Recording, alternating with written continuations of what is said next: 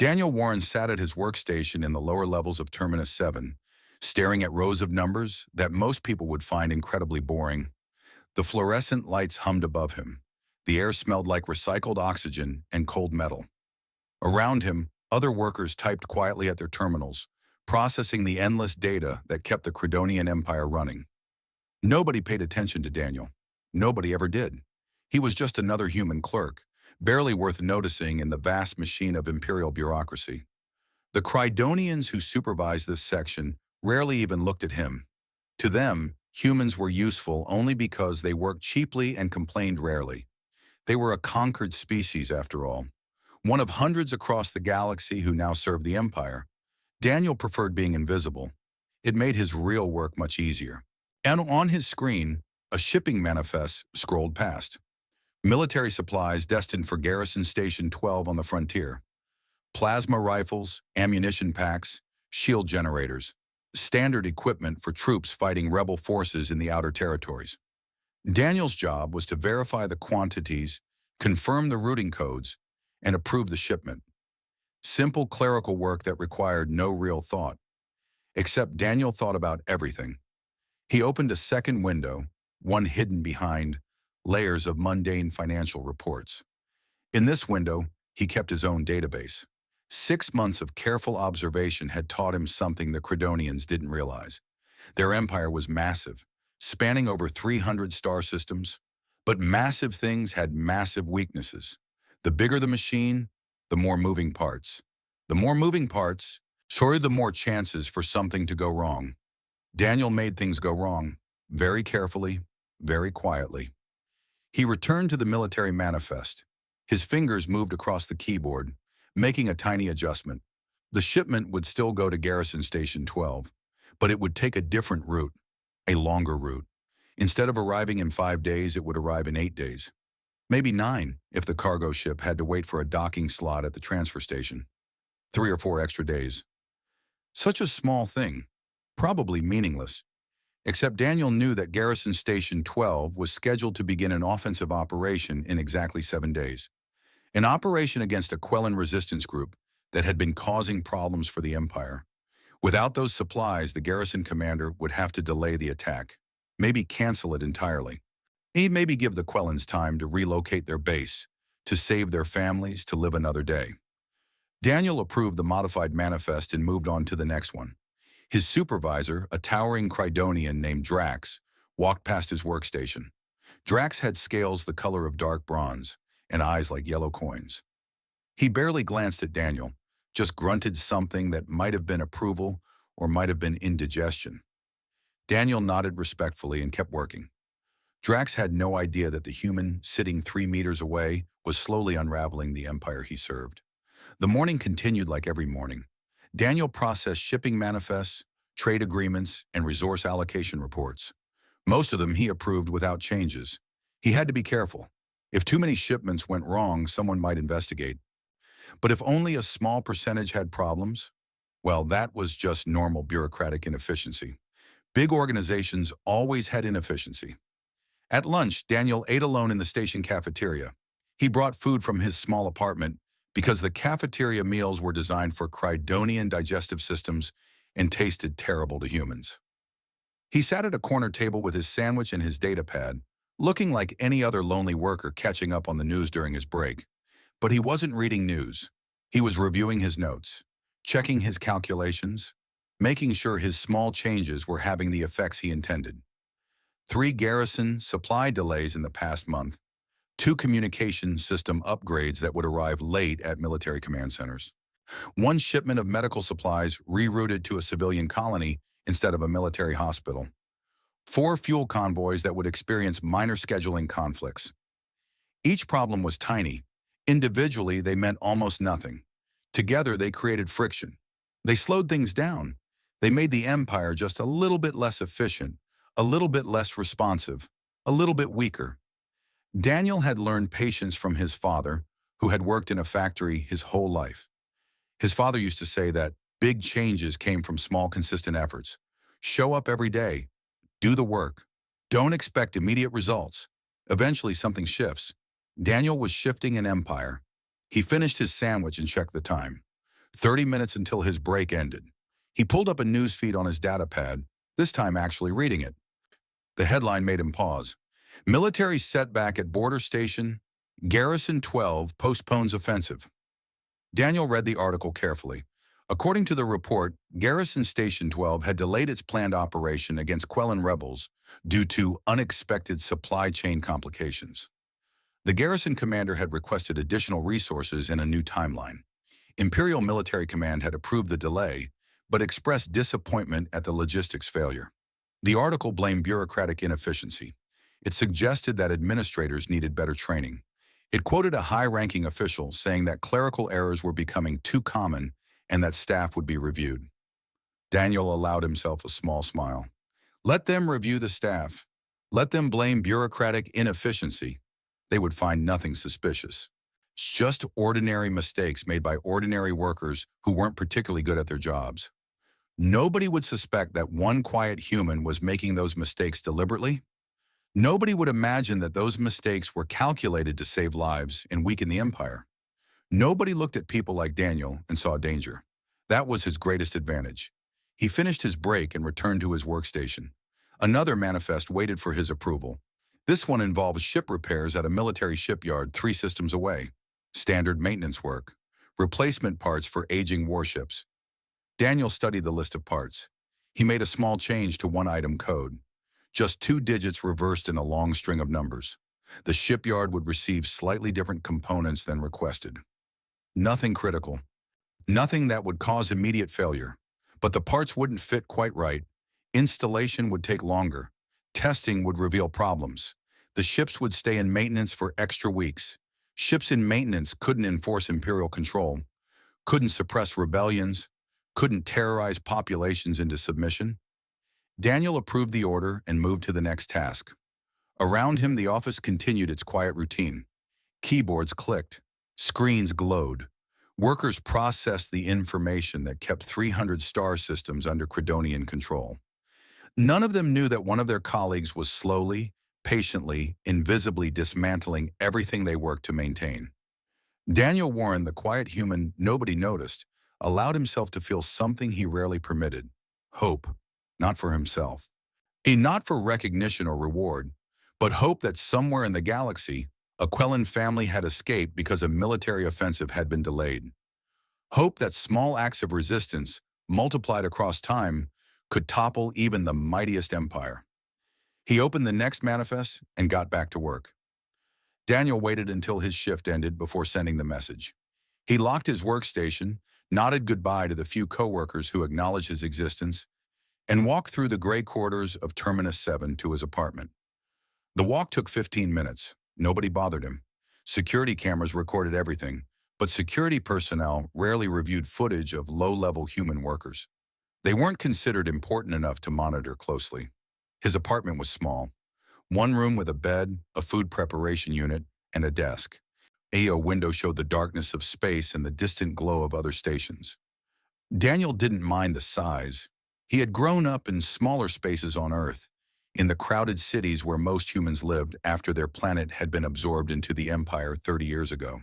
He sat at his desk and activated his personal terminal.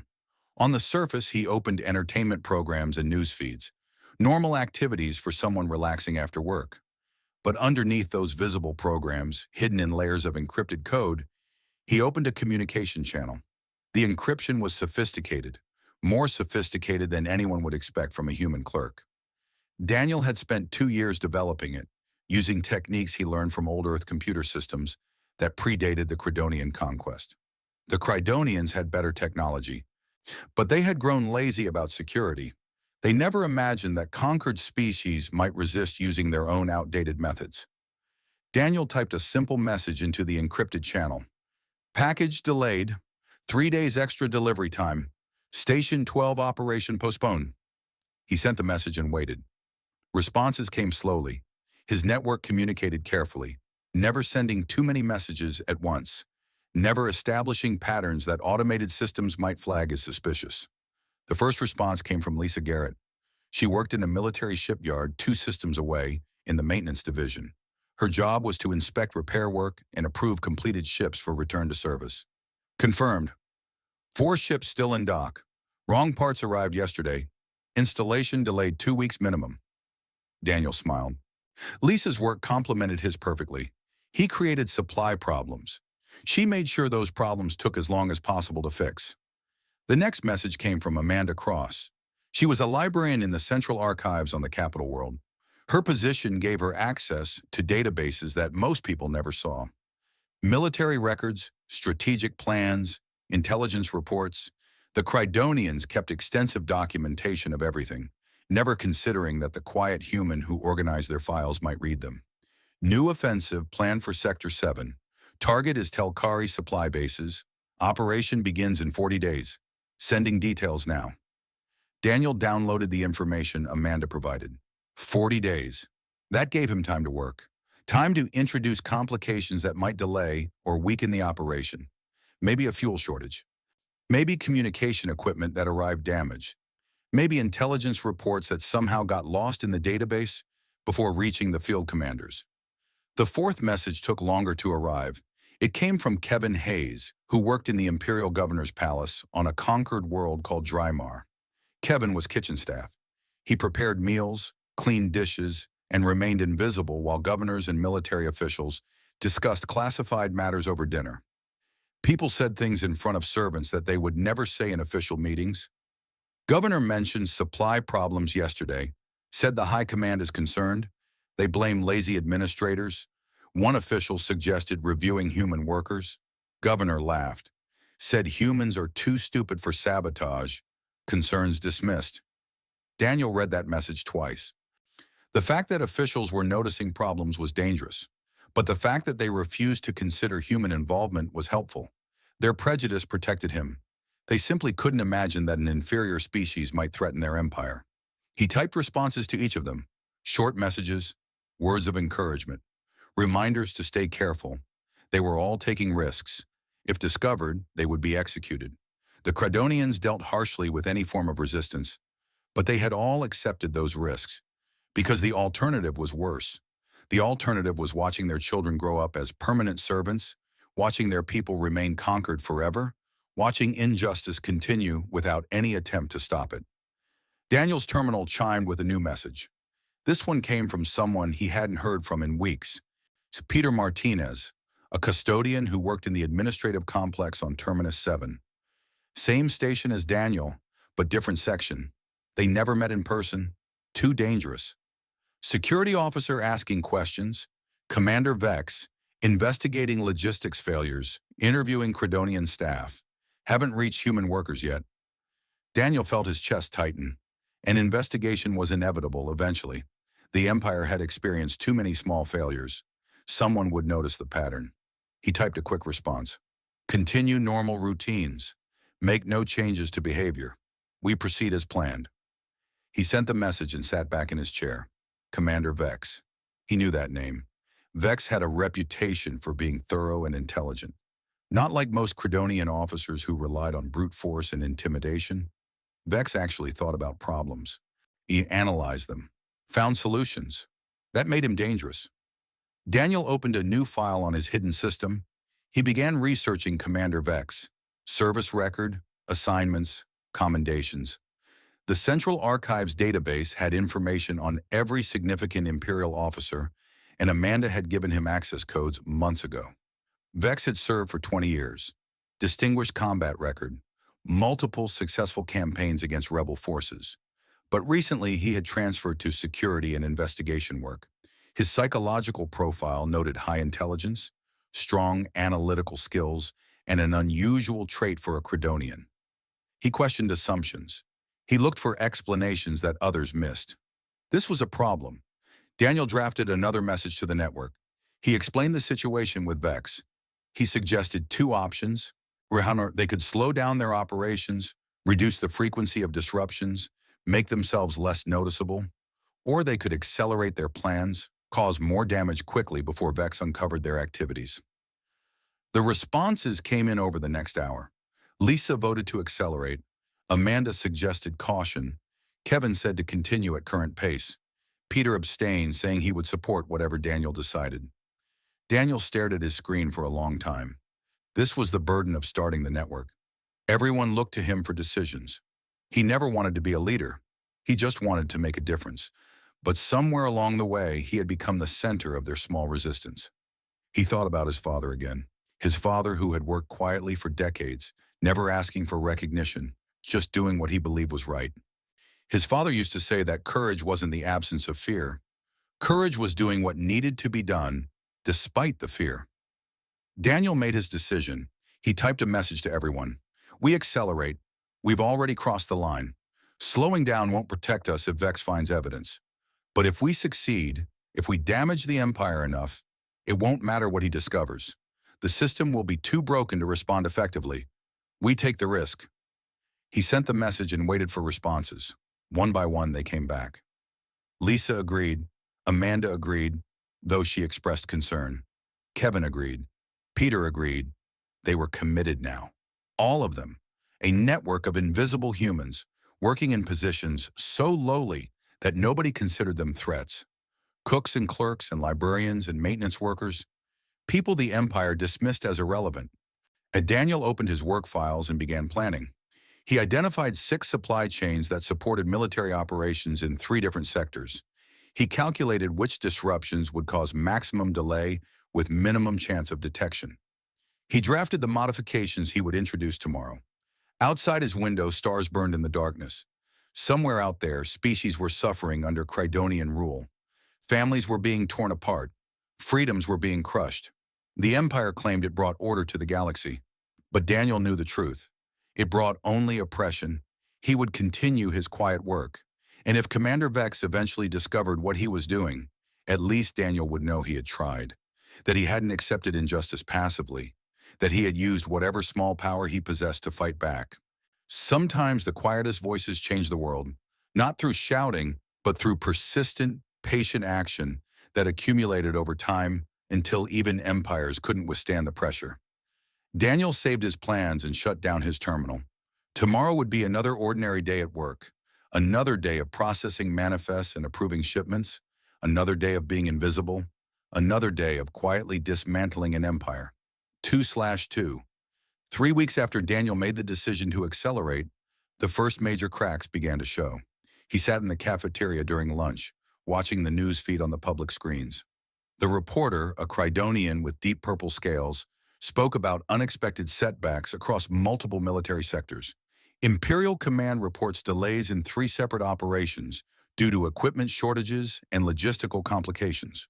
So officials assure citizens that these are temporary issues being addressed by administrative review. Daniel ate his sandwich slowly, keeping his face neutral. Around him, other workers muttered complaints about incompetent management. A Crydonian supervisor 2 tables away slammed his fist down, angry about the Empire's declining efficiency. Nobody looked at Daniel. Nobody suspected the quiet human in the corner. But Daniel knew the truth. Those 3 operations hadn't just experienced random problems. Lisa had ensured that ship repairs took twice as long as scheduled. Amanda had quietly corrupted navigational data in the archives, causing confusion about supply routes. Kevin had overheard a classified discussion about troop movements and passed the information through the network. And Daniel himself had rerouted fuel shipments to civilian stations instead of military bases. 3 operations delayed, hundreds of lives potentially saved. Species fighting for freedom given more time to prepare, to evacuate, to survive. His encrypted terminal vibrated in his pocket. A message. He finished his lunch and returned to his apartment during his break, using the excuse of forgetting his access card. In his room, he checked the message. It was from Amanda, and it was urgent. Major intelligence leak. Rebel forces in Sector 7 had complete advance warning of Imperial attack. They evacuated before Strike Force arrived. High Command is furious. Vex has been assigned to investigate. They suspect internal security breach. Daniel's hands went cold. This was exactly what he had feared. Their network had become too effective. And they were saving lives and helping resistance movements. But they were also leaving evidence. Patterns that someone like Vex might recognize. He typed a response. Everyone maintain cover, no unusual behavior. We knew this risk when we accelerated. More messages came throughout the day. Lisa reported increased security inspections at her shipyard. Kevin said the governor's palace had implemented new communication monitoring. Peter warned that Vex had begun interviewing workers at Terminus 7, starting with Crydonian staff, but eventually he would reach the human employees. That evening, Daniel worked late at his terminal. Not his hidden system, but his official work computer. He processed manifests and reports with perfect accuracy, making no modifications. And he needed his recent work history to look completely normal when Vex inevitably reviewed it. Around him, the office slowly emptied. Other workers finished their shifts and went home. Daniel stayed, appearing dedicated and hardworking. Just another employee trying to do his job well. Nothing suspicious, nothing remarkable. At hour 8, his supervisor, Drax, walked past. "Warren, you're still here?" "Yes, sir, just catching up on backlog. I fell behind yesterday." Drax grunted. "Don't work too hard. Humans aren't built for long hours." "Yes, sir, I'll finish soon." Drax left. Daniel continued working for another 30 minutes, then shut down his terminal and went home. On his walk through the quarters, he noticed more security patrols than usual. Guards watching workers more carefully, cameras being adjusted to cover different angles. Would the Empire was getting nervous.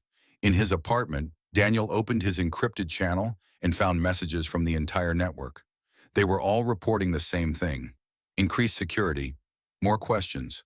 The comfortable invisibility they had relied on was starting to fade. But something else was happening too. Something unexpected. Amanda sent a detailed report.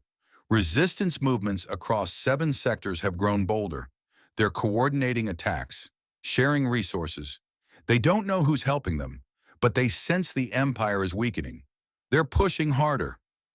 Lisa added her observation. 3 ships I delayed are still in dock.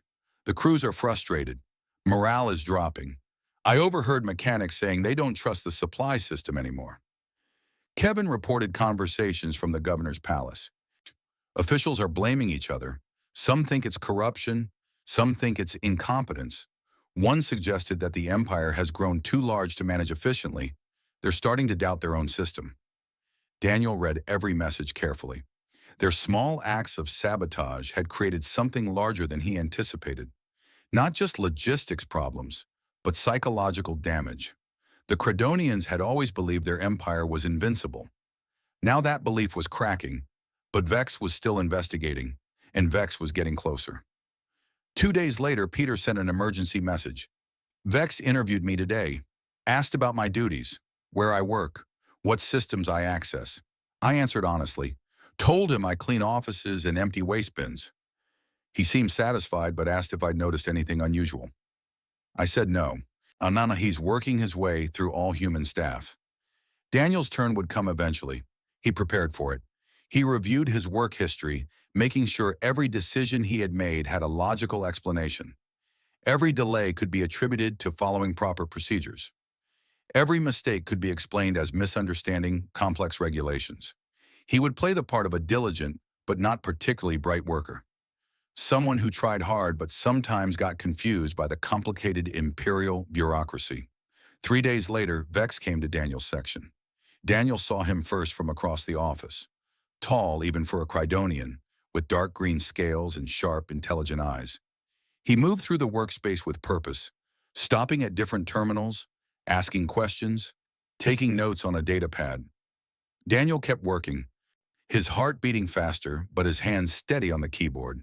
He processed a shipping manifest for medical supplies, approved a trade agreement between 2 systems, responded to a query about warehouse inventory, normal work, routine tasks.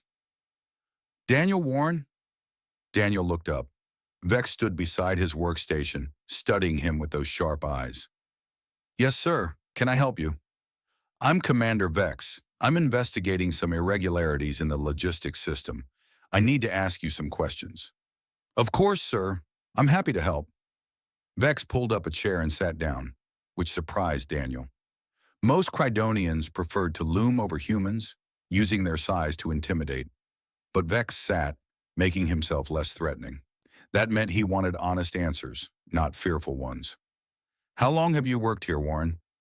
3 years, sir. Since I completed my administrative training." "And what exactly do you do?" "I process shipping manifests, trade documents, and resource allocation reports. I verify data accuracy and approve transactions according to imperial regulations."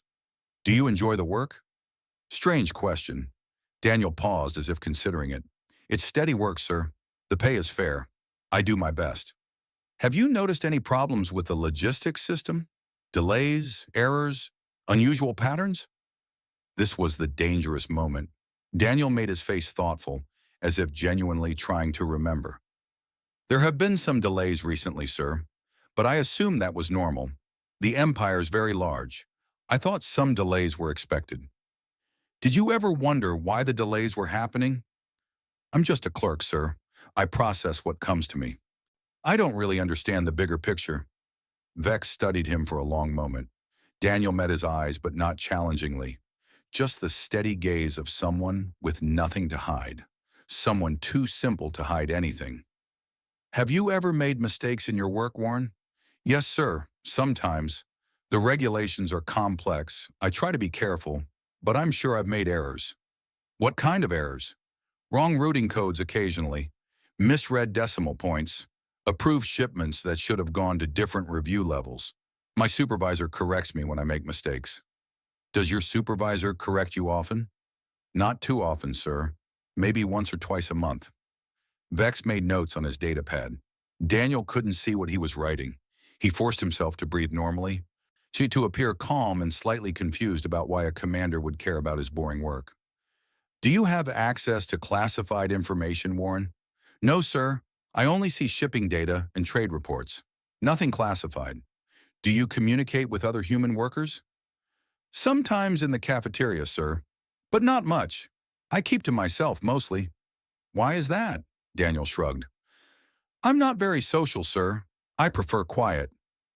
Vex asked more questions about Daniel's background, his family on Earth, his daily routine.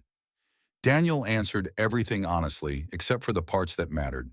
He was truthful about being from Earth, about his father who worked in a factory, about his small apartment and his quiet life.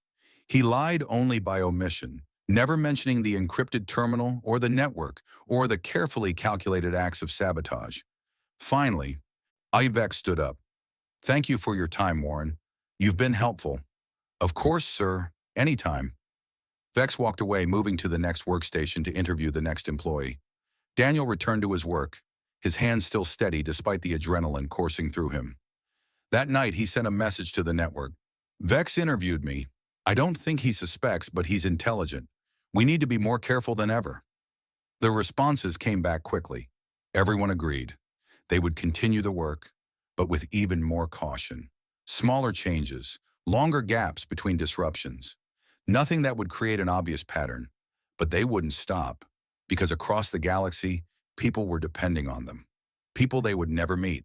People who didn't even know they existed. Daniel looked at his screen and began planning his next move. Nick, quiet, patient, invisible, just the way he liked it. 6 weeks passed after Vex's interview.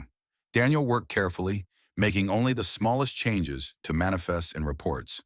The network operated at reduced capacity, everyone aware that they were being watched more closely than before.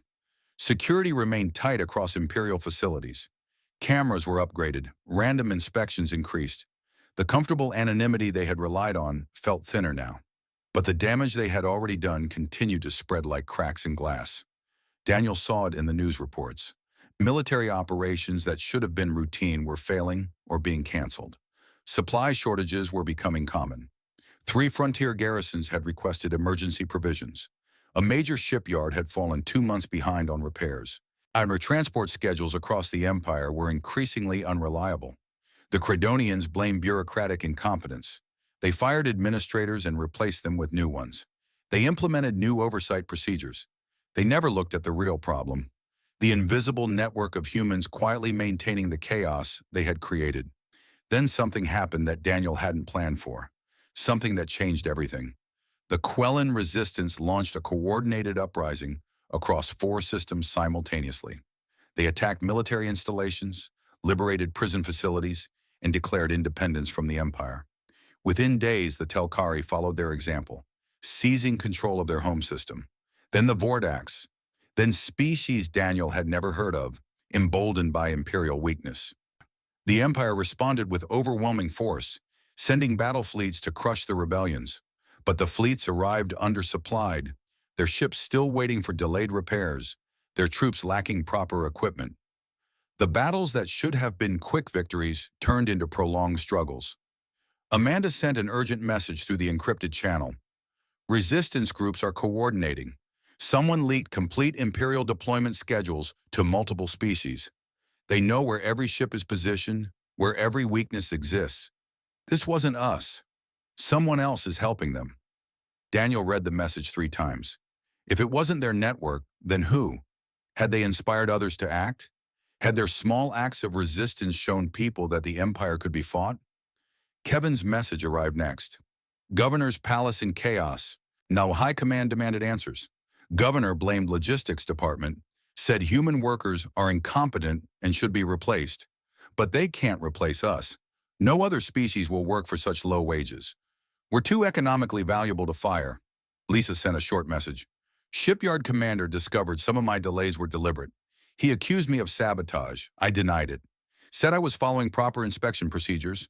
He couldn't prove otherwise, but I'm being transferred to a different section. More supervision now. Daniel felt his chest tighten. Lisa was exposed, at least partially. If they investigated her background, looked at her connections, they might find the network. He sent a response immediately. Lisa, cut all communication for 30 days, delete everything. We'll reconnect when it's safe. Her response came quickly. Anyone understood? Be careful, all of you. Then her presence in the encrypted channel went dark. Daniel sat in his apartment, staring at his screen. They had always known the risks. They had always known someone might be caught. But knowing it intellectually was different from experiencing it. Lisa was his first contact in the network, the first person who had believed in what he was trying to do. Now she was isolated, possibly under investigation, and he couldn't help her. The next morning, Daniel went to work as usual. His supervisor, Drax, seemed more irritable than normal, snapping at workers over minor issues. The whole office felt tense. Everyone knew the Empire was struggling. Everyone felt the pressure to fix problems they didn't understand. Daniel processed his assignments carefully, making no modifications. He would wait. He'd let the attention shift away from logistics. Let the Empire focus on the rebellions.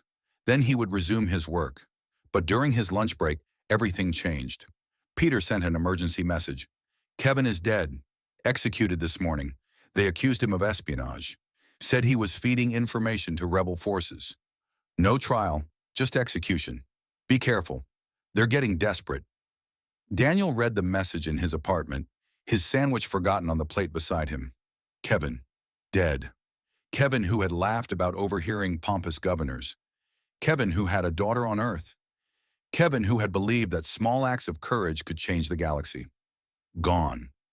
Daniel's hands shook as he typed a message to the network. We mourn Kevin, but we continue. If we stop now, his sacrifice means nothing. Amanda responded first. They killed him to send a message, to scare us. We can't let fear win. Peter's message was simple. I'm still in. Whatever happens. More responses came. Humans across the network, people Daniel had never met in person, all confirming they would continue despite the danger, despite knowing they might be next. Daniel felt something break inside him and reform into something harder. Kevin's death wasn't just a tragedy, it was proof that the Empire feared them, that their quiet resistance was working. The Credonians only killed people they considered threats. That afternoon, Daniel returned to his workstation with new determination. He had been cautious for 6 weeks, careful, almost passive, but Kevin's death reminded him why they had started this in the first place. The Empire would never stop oppressing people through kindness or negotiation. It only understood power and pressure. Daniel opened a shipping manifest for military fuel supplies. He studied it carefully, then made a modification. Not a small one this time. A significant rerouting that would delay fuel delivery to an entire battle group by 2 weeks. The battle group heading to suppress the Quellan uprising. He approved the manifest and moved to the next one. Ammunition shipments. He redirected them to the wrong sector entirely. It would take days for anyone to notice and weeks to correct. Another manifest. Ship repair components. He changed the specifications slightly, ensuring the parts would be incompatible with the ships waiting for them. He worked steadily through his shift. making more changes than he had in the previous 6 weeks combined. He was breaking his own rules about caution, but Kevin's death had taught him something important. Caution wouldn't protect them. The Empire killed people when it felt threatened. The only way forward was to threaten it so much that it couldn't focus on finding individual saboteurs. That evening, messages flooded the encrypted channel. Amanda reported that she had leaked complete Imperial troop deployments to 3 different resistance groups. The information would be distributed within hours. Peter said he had damaged a server in the administrative complex, corrupting weeks of logistics data. It would take months to reconstruct. Other humans across the network reported similar actions. Bolder moves, bigger risks. Kevin's death had ignited something in all of them, not a determination that went beyond careful planning. They were fighting back with everything they had. Daniel stayed up late that night, coordinating the chaos. He advised Amanda on which intelligence would be most valuable to resistance groups. He helped Peter cover his tracks after the server damage. He guided others on how to maximize disruption while minimizing their chances of being caught. By morning, the Empire's logistics system was in crisis. Fuel shortages affected 7 battle groups. Ammunition supplies were misrouted across a dozen systems. Communication equipment arrived at wrong destinations. Food shipments meant for military bases ended up at civilian colonies. The news reports were frantic. Imperial officials demanded investigations. The High Command announced emergency measures. Military operations across the galaxy slowed or halted entirely as commanders tried to sort out supply problems. And through it all, Daniel sat at his workstation, processing manifests with a neutral expression. Just another human clerk doing his job. Nobody important. Nobody dangerous. But Commander Vex noticed something. Daniel saw him 3 days later, walking through the office again. Vex stopped at different workstations, checking recent work, asking questions. He spent longer at each station than before, his sharp eyes studying every detail. When he reached Daniel's desk, he didn't sit down this time. He stood looking down at Daniel with an expression that was hard to read. "Warren, your work has been flawless lately." "Thank you, sir. I try my best." "Interesting timing. When the entire logistics system is collapsing, your section has no errors at all." Daniel kept his face neutral. "I've been extra careful, sir. With all the problems happening, I didn't want to add to them." "How considerate." Vex studied Daniel's screen, watching him process a manifest in real time. Daniel's hands were steady, his movements efficient. Everything looked perfectly normal.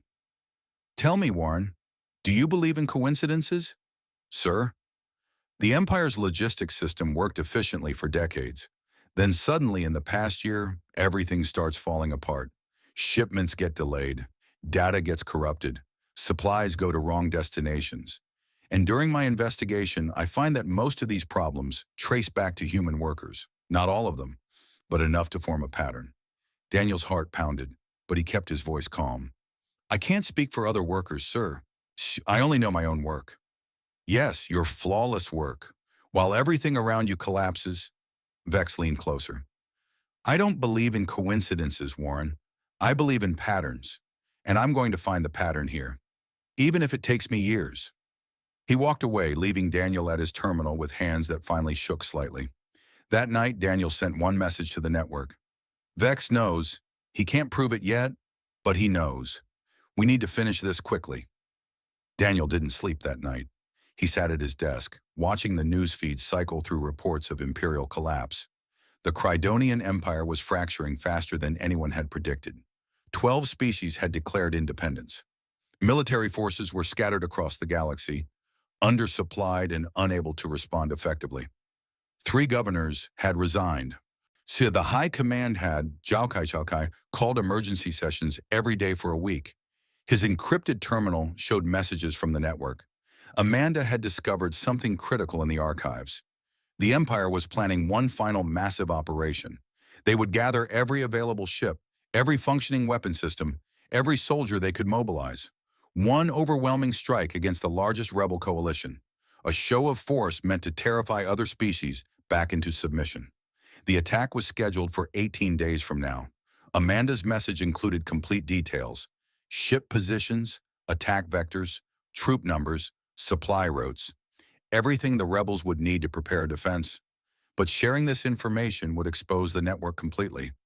Vex would know for certain that someone was feeding intelligence to resistance forces, and he would hunt them all down. Daniel stared at the data for a long time. This was the decision he had always known would come, the moment when he had to choose between safety and doing what was right. He typed a message to Amanda. Send everything to the resistance groups, all the intelligence. Let them prepare. Her response came quickly. This will expose us. Vex will know. I know. Send it anyway. Within hours, the information was distributed across rebel networks. Resistance leaders who had been fighting separately now had the complete picture of Imperial strategy.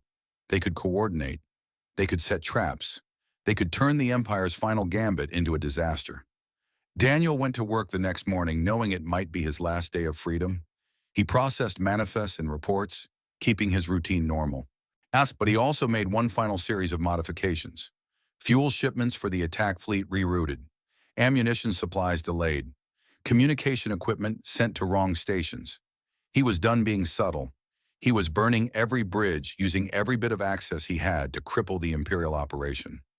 Around him, other workers complained about the latest logistics failures. Drax shouted at someone about missing inventory reports. The office functioned in barely controlled chaos.